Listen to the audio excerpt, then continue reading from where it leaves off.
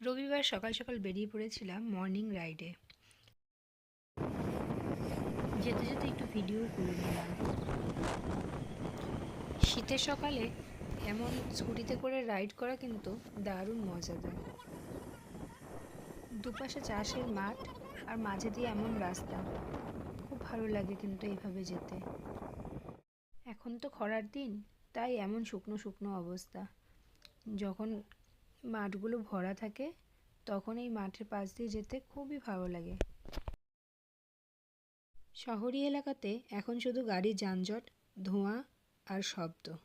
গাছপালা তো নেই বললেই চলে, শুধু মাথা তুলে দাঁড়িয়ে থাকে কতগুলি বিল্ডিংস। গাছ কেটে তৈরি হচ্ছে বড় বড় রাস্তা আর বিল্ডিংস।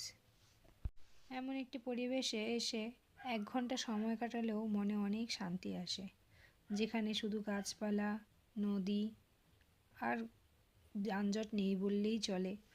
অ্যাকচুয়ালি গাড়ি ঘোড়া নেই বললেই চলে।